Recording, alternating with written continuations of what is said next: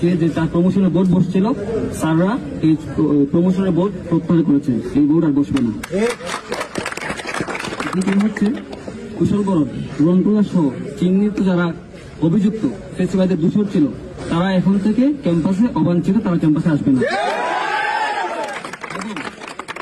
তাদেরকে স্যারগণ আমাদেরকে আশ্বস্ত করেছেন, তাদেরকে একাডেমিক সকল কার্যক্রম থেকে অব্যাহতি দেওয়া হবে এবং 24 তারিখ সিন্ডিকেট বসবে, সিন্ডিকেটে এই সিদ্ধান্ত চূড়ান্ত হবে।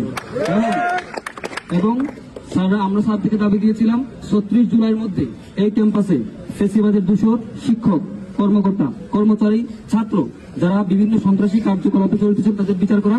স্যাররা আশ্বস্ত করেছেন 36 জুলাইয়ের মধ্যে আমাদের বিচার করবেন। আমরা এই 4 দফা দাবিতে আমরা আসছি এবং আশা করি আমরা প্রশাসনের কাছ থেকে এই 4 দফা দাবি শীঘ্রই বাস্তবায়ন হবে। আজকের মধ্যে কি আপনাদের কর্মসূচি কি সমাপ্ত ঘোষণা করছে নাকি? আজকের মতো আমাদের এখানেই শেষ।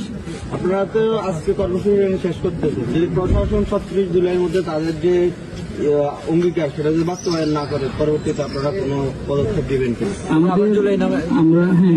আমাদের আজকে একটা ছিল, আমরা গেট লক করেছি, ভিসি স্যারের অফিস লক করেছি। আমাদের পরবর্তী কার্যক্রম শুরু হবে লক দিয়ে। এরপর প্রত্যেকে যে আমরা বলতে পারবো না, জুলাই তো অনেক কিছু হয়েছে। যেসব শিক্ষককে বহিষ্কারের জন্য ইয়া করা হয়েছে।